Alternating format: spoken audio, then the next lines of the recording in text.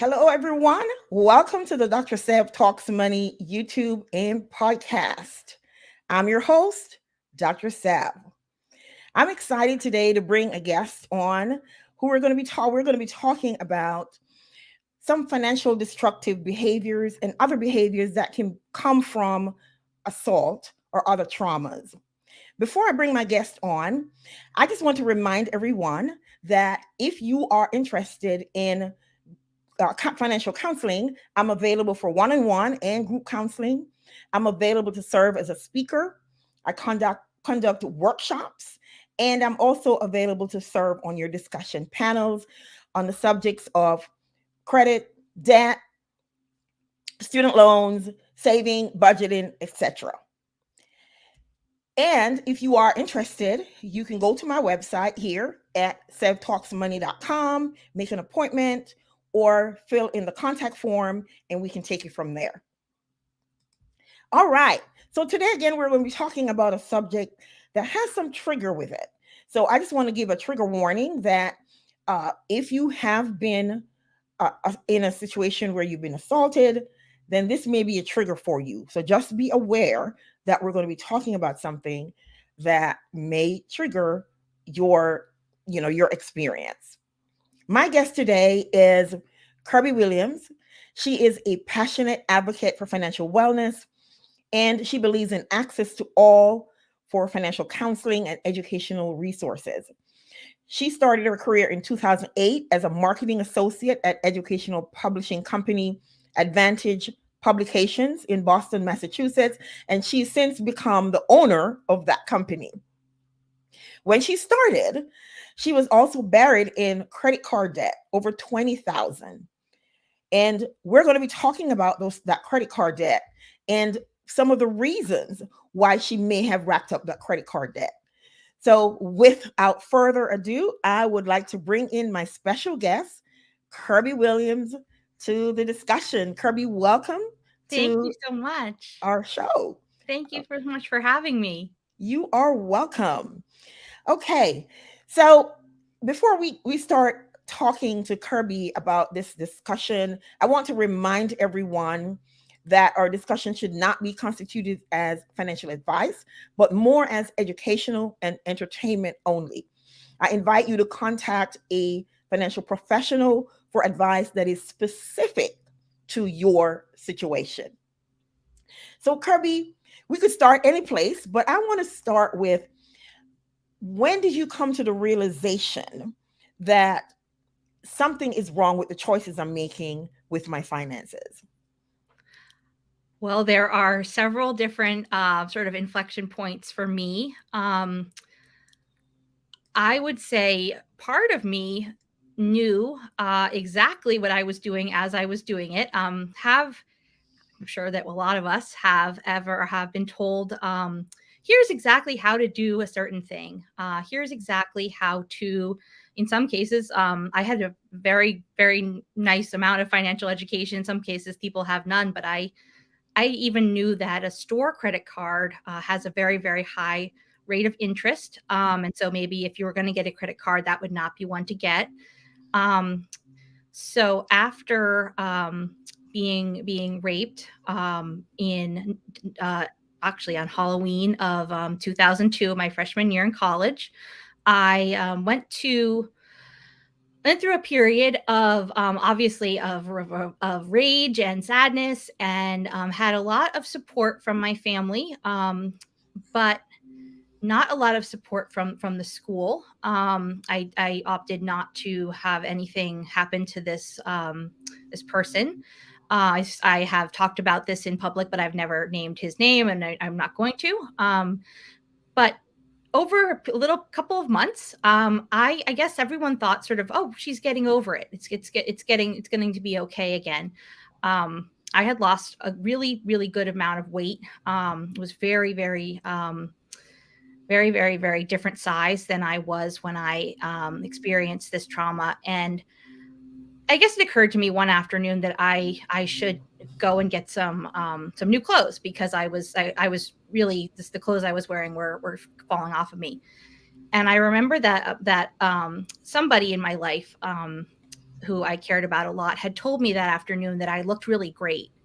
And I was, if you see photos of me from then, I did not look really great. I was way underweight, and things were not great. But someone who mattered a lot to me told me that I looked really great. And I took that as basically this fire went off inside me of I'm not okay. Things are not okay. Of course, I didn't say that out loud. I didn't realize that. And I remember standing in my dorm room and saying out loud. So, of course, I think maybe that I would have realized all of this a little bit more clearly as the years went by, but saying very out loud to myself, I'm going to burn it all down, which even then I didn't know what that really meant.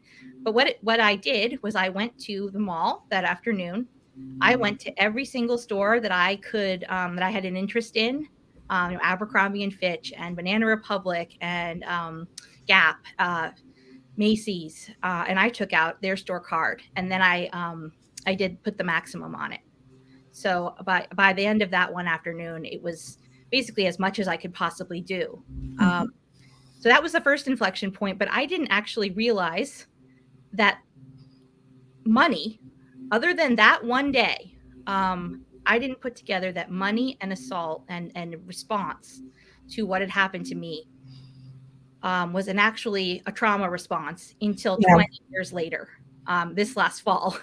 So, so if you all are out there and you're thinking, you have come to the realization that something that has happened to you that's awful has triggered bad or negative decisions or the things that you feel ashamed about in your life, and you didn't connect it until now. It took me 20 years, and I work in this field every single day.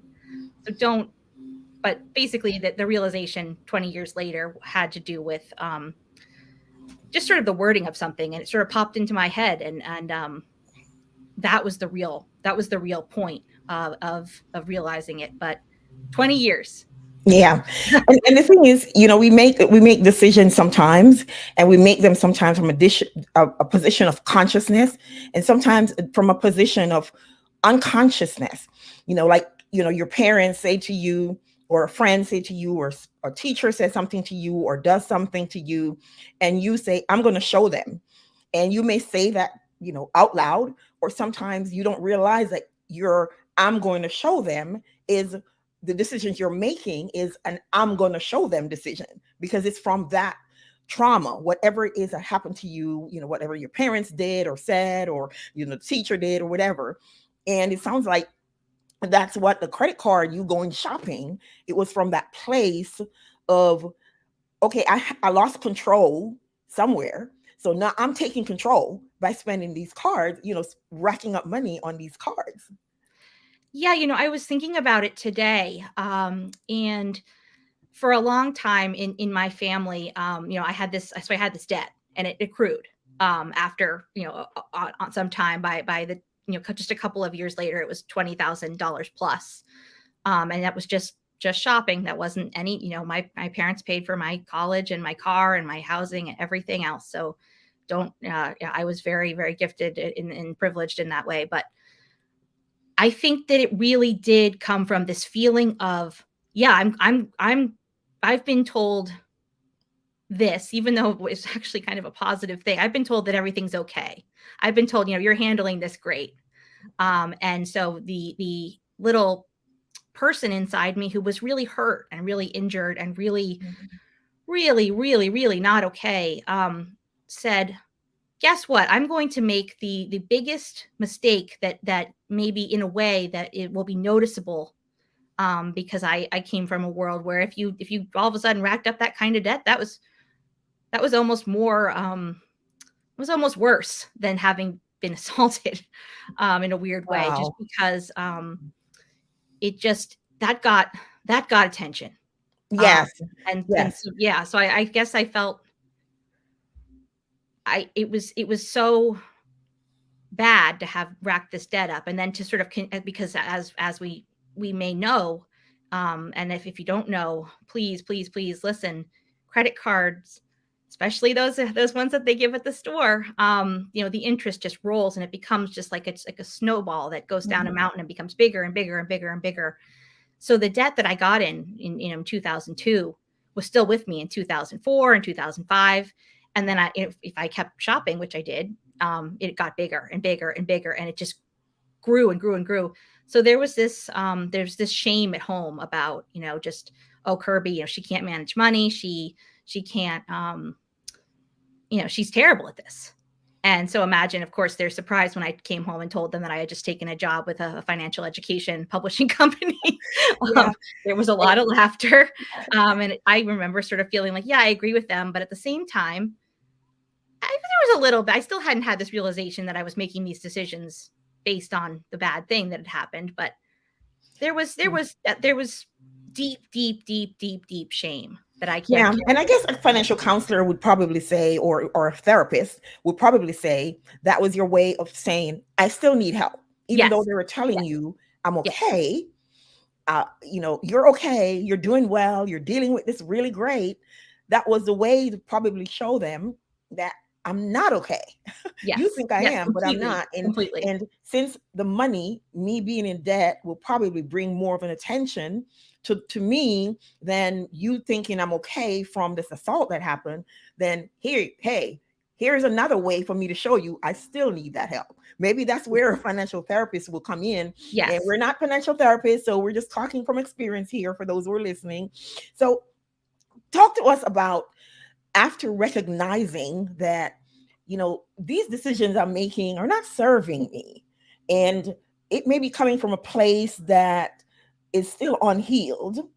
How can, what were some of the processes, or what was the process that you went through to start getting that healing? Okay, so the actual assault itself, I underwent just a couple of years after it happened, EMDR therapy, which is a really specialized kind of trauma therapy. It was immensely, immensely helpful for me. However, we never got into the money stuff. It was like the money stuff was completely separate from the assault. And that's actually, as I realized this past fall, that's not true. The amount of shame that I felt from being someone who had been raped, even though, of course, the real, everyone will say, of course, you're the victim, you shouldn't feel ashamed. I felt ashamed. I thought about every single decision that I had made. What was I wearing that night? And I was asked, what was I wearing that night? What did I say? How did I try to get out of it? How did I this? How did I that? And I dealt with a lot of that stuff in EMDR. Yeah. And that's society creates that scenario, creates that conversation in our heads, because society makes us immediately feel, when you say I've been raped, did you ask for it? As women, did you dress provocatively? It doesn't matter if I'm naked. You still doesn't give you permission to rape me. Right. And I can understand where you're coming from with that conversation, because that's society puts those messages in our heads. But go ahead. Yeah, no, I mean, the society, I was asked at one point by somebody I really, really trust. And this is still something that stays with me till today. What did you expect to happen by going into so-and-so's room? What did you expect? And they kind of took it back as soon as they said it. But I think that there's a very, very big reason in my life where I transferred all these feelings over into money, because I guess I think I knew somewhere inside that money, shame over money problems, overspending, massive amounts of credit card debt, that was something that my support system was ready to take on, even though it wasn't really, it really stayed with me for 20 years of this massive shame of having done this, that it's almost like I transferred the shame over. And I think partly it was a transference of, I can't handle this injury over here. This one is too big. I'm going to make a new injury that hurts me less, that I don't, that feels less personal. And money is personal. As you grow older and it becomes part of, whether you can get a certain house, or you become a business owner and you have a credit history of, all of a sudden these things, they stay with you. Yeah. But for me, this fall, standing in my backyard, when all of a sudden I had this massive bam moment of, guess what?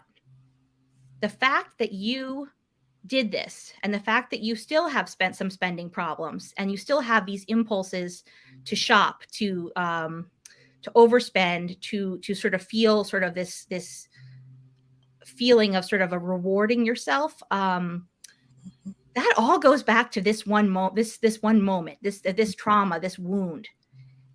And I was able to almost probably within a minute of having that bam realization, feel the weight of the guilt that I felt for doing that, and for sometimes continuing to make some really pretty bad decisions. Go to a shop and you see something and you just can't say no, but you really can't afford it. I felt like I could put my shoulders down, like the weight was transferred, because I still have to deal with it, but I had to deal with it before. But now I can deal with it from a new lens, which is you've identified that thing. Yeah, all these things that you feel so terrible about that you've done in terms of your spending, that you were made to feel shame about in your family and other places, and that you should feel ashamed if you go and spend $20,000 without thinking about how you're going to pay it back. But, and this is big, it was caused by this gigantic, horrible thing that happened. It opened up this wound, and it made my brain kind of get rewired, all kind of messy. Yeah. So your decision pathway is now muddied by this thing that happened to you. Completely. And the reason I would make a certain decision was because it sort of set off a different response in my head. Instead of like, oh, this is a smart decision to be making, it was sort of a, hey, I'm going to show them decision. Or maybe after some time it was, I've been hurt, I deserve it. Or I don't even know. I haven't even processed that yet. But I think if you're able to link some behaviors that you have about yourself that you may feel really bad about, I will just say completely deep shame, really not even to the point where I felt like I could ask for help, because I felt like I would look so bad to myself and to others that I couldn't handle it. If you are able to connect those behaviors to something really negative, or even maybe something that you may feel like, oh, that wasn't that bad, but for some reason you're thinking of it, go seek some help. I'm not qualified to offer help at all. But if that rings a bell for you, that might be a place to do some exploring, just because for me, it has meant that for the first time in 20 years, I can look at the new J. Crew email pops into my inbox. And instead of thinking this sort of, I got to get all that stuff, which I still would think 20 years later, and I'll figure out a way to pay for it later. I'll earn that money. Those thoughts feel so much farther away. I was able to write down all my expenses, and I mean, I did get out of that original debt, but there has been more debt that is, sort of accrued since then. So I'm not saying that it takes 20 years to find hope. You can definitely find your way before having a massive realization. But the realization for me meant that I could stop carrying the guilt and the shame. Yeah. And in stopping carrying the guilt and the shame, that meant I could pick up some really good information and good advice and start using it. And I think too, again, society makes us feel that guilt. And so instead of saying, I did this thing, what is the thing that I need to do now to fix it? We go into this place of shame and this place of guilt, and it takes a while to get out of there to get the solution. I was reading an article recently where some pass FDIC, and for those who don't know, Federal Deposit Insurance Corporation. This is the organization. They do a lot of things, but one of the things they do is they provide insurance, or they cover your bank accounts up to $250,000. So every bank account you have, the type of account, they cover up to $250,000. I'll just say that without going into more details. But this man, what he said, from a place of privilege, is everybody knows that your accounts are covered up to $250,000. Even the little kids know it as they walk into the bank. There's the stickers. Two things. There's hardly anyone who go into banks to bank these days. And if you go into the bank, who says you're looking at stickers? And you're assuming that everybody knows that all accounts are covered up to $250,000. You have that knowledge because you've been in that field. Not necessarily everybody else will have it.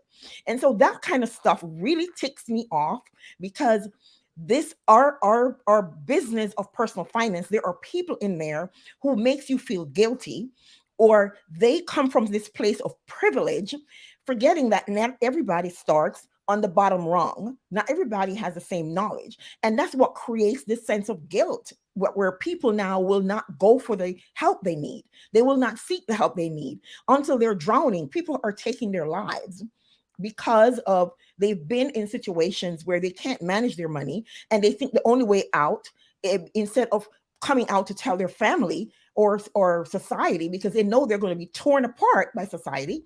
So now they take their lives. 16% of suicides are attributed to some kind of personal finance issue. People who are in a place of where their personal finance is in a mess, and they take their lives because of it. And I can't think of any other reason why someone would do that if they didn't feel like society was going to judge them, especially if you're in a high place of position. You should know. You should know. At 50, you should have this amount. At 40, you should have this saved. And who says? And so because of that, we have this place of shame and guilt that we are made to feel as a society. And I say it's time for us to stop that. So if something happens to somebody, they should be able to go look for the help they need without feeling like they're going to be judged, without feeling that, a sense of guilt. I mean, a doctor can still diagnose you with high blood pressure, even if he has high blood pressure. That doesn't disqualify the doctor, So let me get off my soapbox. No, you should. I mean, I think it's very, I think I was thinking about this prior to today, but it was relatively easy for me as a rape survivor to go into several different therapy offices to talk to my parents, to say, I have been raped. Mm-hmm. It was fairly, it was not a great thing to have to happen, but it was an easy thing to say. And I think that we've actually come a pretty long way for women, not in all places, not with all families, but we've come a pretty long way in terms of saying to women, this, and men, this is not your fault. Ask for help. Come for help. But on the money side, which you'd think, okay, well, that should be so much easier because it's just money. It's not your body. But guess what? I myself have had a much harder, to the point where it just felt absolutely like it would never happen, point of asking for financial advice and stating where I was in my finances, when I was surrounded by resources, when I make resources for a living. You said something important there. You said you're surrounded by resources, but you still got some kind of fear of asking for help. And there's so many people. I was never going to ask for help right now. I was never going to ask for help. Yeah. People are listening to us right now, who are probably in that same position. And I want to encourage you to seek the help you need, because those people who you think you're afraid of, they're not going to help you pay your bills. They're not going to help you with your finances. They're not going to help your children in college. So if you need help, get the help that you need. Forget about them. Forget about somebody judging you. Okay. And you know And what? get the Like, help that you it need. could also be that you are making some decisions, like, you could be putting things on credit cards, you could be, Jeopardizing. gambling, you could be, making decisions where perhaps, for me, I have actual diagnosed PTSD, and that means that my brain rewired itself to protect Yeah. itself. You could Yes. have a wound that no matter how long ago the thing was, no matter how serious you think, or maybe your family thinks or your friends think, whatever this thing was that happened to you, you could have a wound that has been sort of suppurating, like rotting, for Yeah. however long. It doesn't Yeah. have to have happened yesterday. It doesn't have happened a week ago. It could have happened 40 years ago.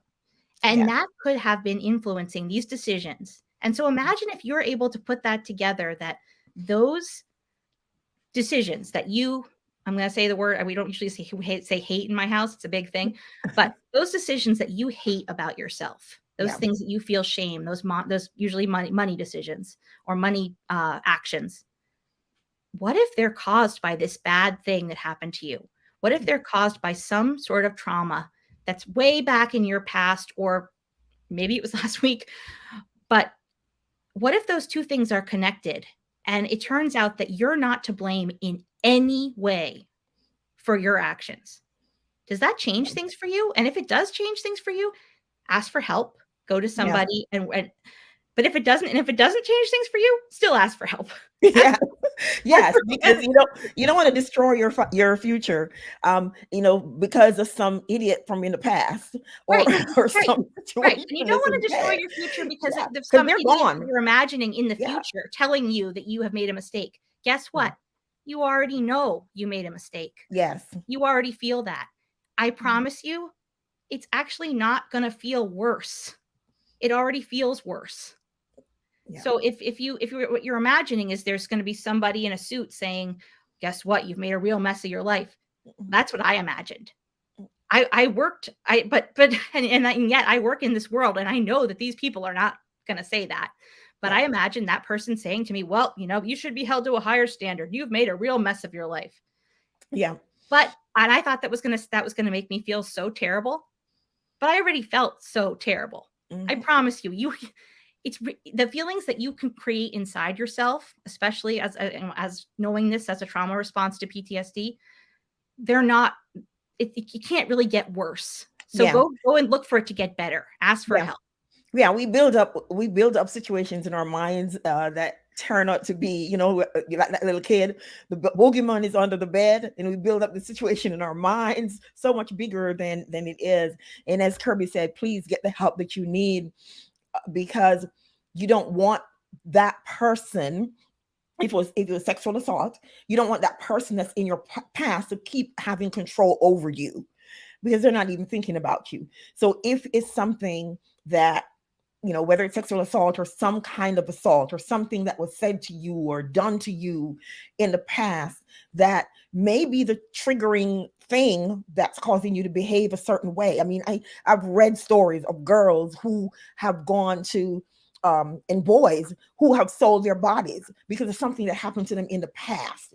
And so if you're listening to us right now, and you know that there are things that you're doing, or you're thinking based on this discussion of things that you're doing or have done that may not be something you really want to do, then maybe it's time to seek professional help to explore what is that trigger that's causing me to behave and do things or make decisions. Or maybe you're in a relationship and you're always choosing that person who's battering you, who is always, physically or emotionally, they are tearing you down. It could be a reason for that.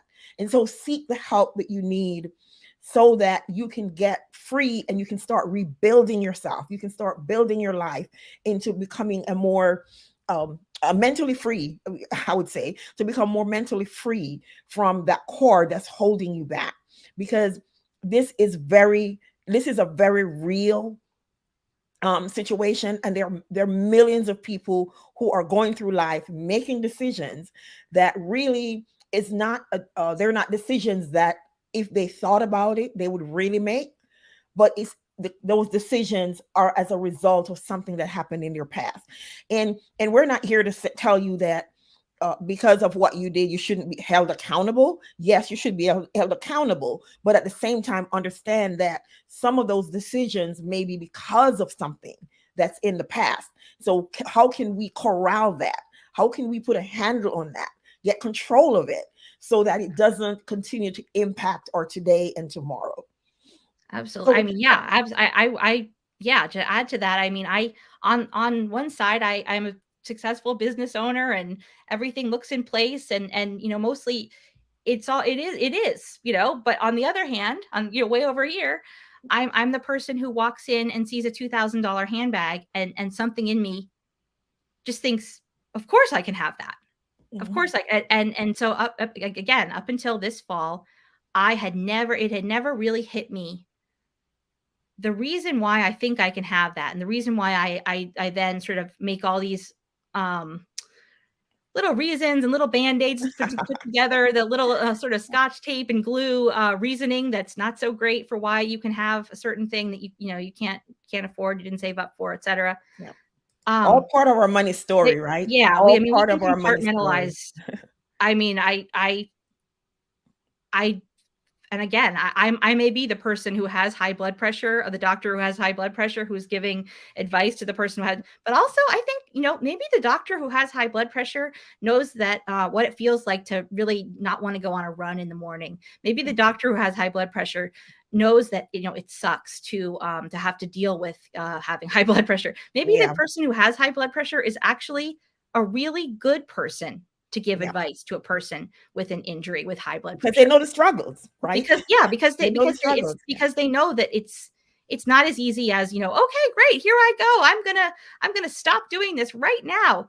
The wound is there. The Yes. wound in some cases has been open for however long. The wound affects your entire being.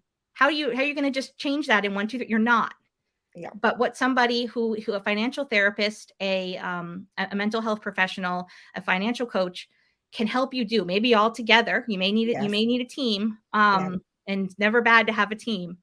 Yes. What they can do for you is help you to understand that you're not making these decisions because you're a bad person. Yeah. They're Um, not in a vacuum. They're not being no, made in a no, vacuum. no. Yeah. It's all connected. It's all connected. And when you connect it, you can start, in my case at least, you can start forgiving yourself, you can start healing, you can start saying, I can see a point in which my life going forward in which this will not be a big problem for me. I can see a point going forward in which this will not be part of my story. It'll be back there, it'll be Mhm. in the morass, but it will not be something that I carry with me every single day, every time I make a purchase. Yeah. Um, and that's what I'm working on now. Yeah. With that, I want to talk a little bit about your products, Kirby, from your company Advantage Publications, and how it can help people as they're putting their finances back together. Tell us about your products and how it can help them with that goal. Okay. Awesome. So I'm going to show you the calculator. So we're going to go really close. Oh my Yeah, let me gosh. move Okay, here we you go. solo layout. Yep, we're going to go close. Okay. So this is the Paycheck Power Booster. It is a financial tool that you hold it in your hand like this and you slide it. I first used this in a couple of months into my work at Advantage. I was kind of scared to even look at this because I felt like it was going to kind of show me uh, kind of there was, again, you're hopeless. You've ruined it. Turned out. So what this wants you to do is it wants you to sort of look at this little list on the bottom. We've got manicure and pedicure. We've got vending machines. We've got Starbucks, all sorts of things, that discretionary spending that you may do every day. You may go and get your coffee in the morning. You may go and what I used to do is get gossip magazines like Britney Spears on the cover. And so I'm dating myself here. Bottled water, things to sort of help my commute along. I realized that when I put this in, I was spending, so you pull it. How much money a day are you spending? I was spending, let's see, we're going to pull it up. We're going to keep going. We're going to keep going. I was spending $14 a day. So when you say, it shows you that you're going to have $5,000 more a year. And then when you turn it over, you can see that in 20 years, you will have $102,000. I was looking at this $20,000 debt when I was looking at this for the first time, and I was thinking, I'm going to have to win the lottery. There's no way I can work on making a dent in this. So how is this product going to help me? How is any advice going to help me? Turns out $5,000 a year in 4 years, you did it. You paid it off. You $20,000. So people can put. So this was very helpful for me personally.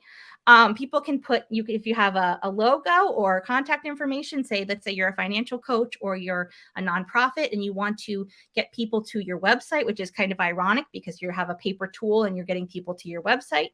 But the two can go together. You may put a QR code on there. People click on it. They go to your website. They attend your event. They attend your program.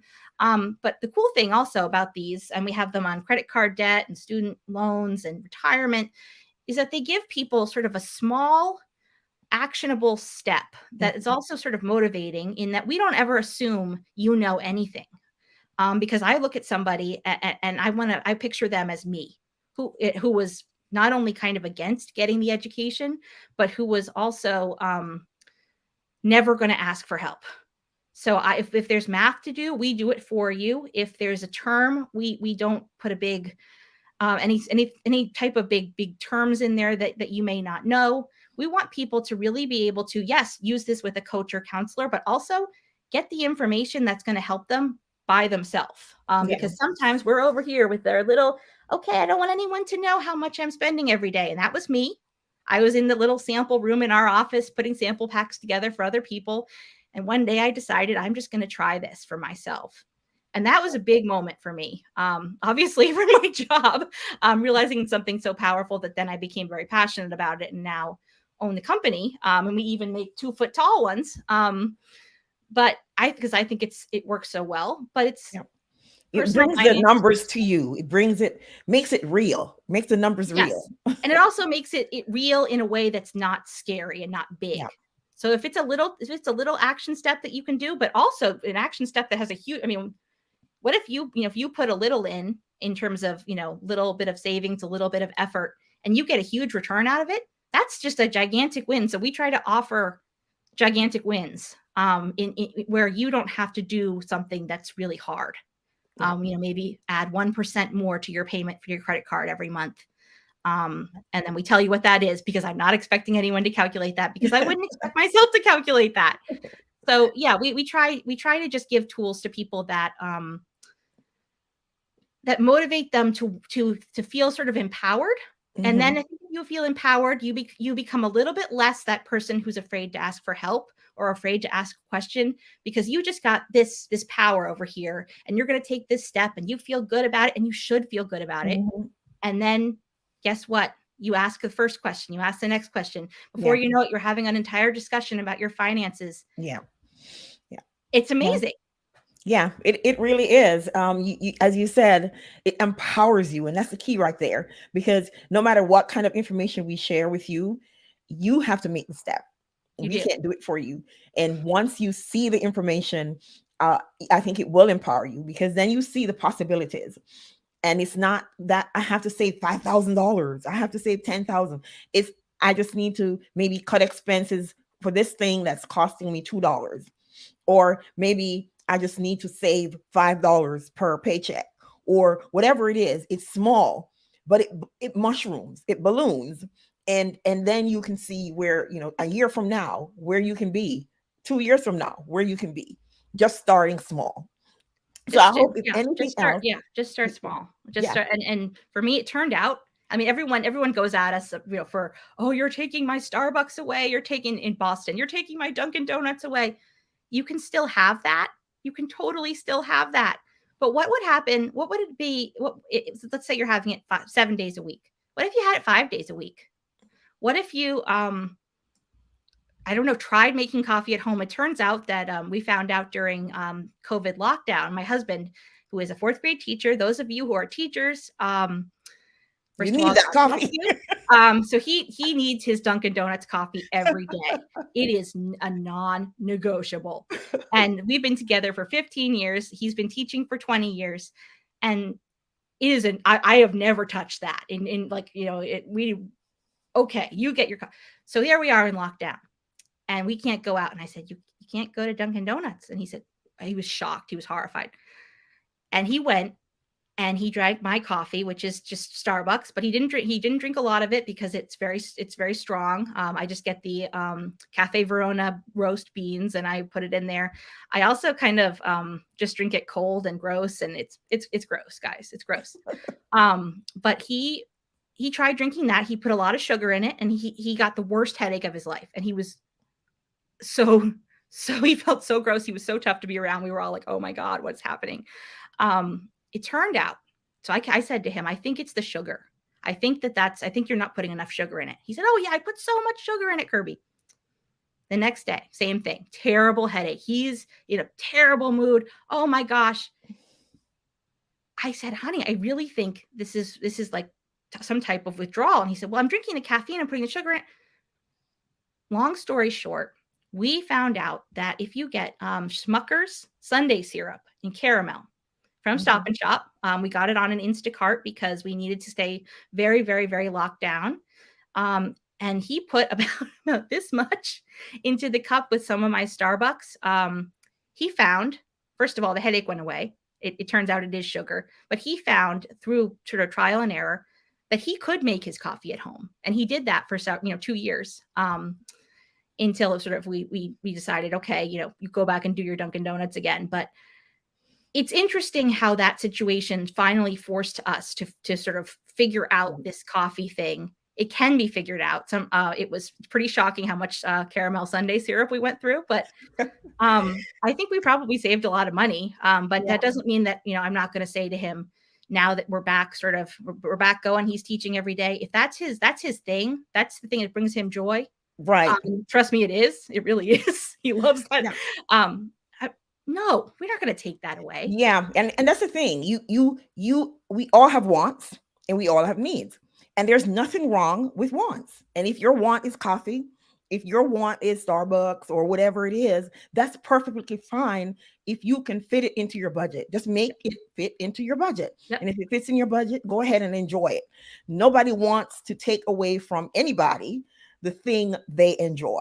No, we just want to make sure that you're not doing it to the detriment of your other parts of your budget. Kirby, it's been great having you. We could go on because there's so many other aspects that we could talk about. And I want to thank all of those who have joined us today. And for those of you who are going to be listening to the replay, we're going to repurpose this into a podcast. You're going to take out all my ums and ahs so you can hear it better. and it will be available for you on LinkedIn, Facebook, and YouTube for you to listen to at your leisure. You can speed it up so you can listen to it. You can listen as you drive. And for the podcast, it will be a little bit shorter because we'll take some parts out so to make it more digestible. But it's going to be available for you. And again, we want to leave you with a message that don't be ashamed of any financial decisions you're making. Understand that you've made a decision that may have derailed your finances, but there are ways to be able to get back on track. So identify what that trigger is that's causing you to make those financial decisions. And it may require you to speak with a professional to help identify those triggers. And once you understand that, then you put in the work to get the fix that you need. And again, if you have wants, it's perfectly okay to have the wants. Go buy the dress, go buy the shoes. Just make sure it is not derailing your overall budget. Any final words, Kirby? I thank you so much for having me. I guess I would just say, first of all, don't ever be afraid to ask for help with your money, with something that horrible that may have happened, that even if you feel like you're to blame for that thing, even if you feel like you're to blame for your finances being a mess, I really think that you may feel like you're going to feel worse asking for help, probably the feelings that are coming from inside of you are the worst it's going to get. Yeah. Ask for help, please. Yes. Because Yes, it could please. save your life. It could save a Yes. friend's life. Ask for help. Yeah, I love that. And on that note, we'll end. Ask for help. It could save your life. And Beverly's saying here, thank you, Kirby. The session was eye-opening. Thank you, Beverly. Thank you so much. She is my faithful listener, big supporter in all kinds of. We were co-workers in another life, and she's always been so supportive of everything that I do. I appreciate her more than she knows. Thank you so much, everyone. And we will see you next Sunday when I'll have another guest on. We're going to be talking about family finances. See ya.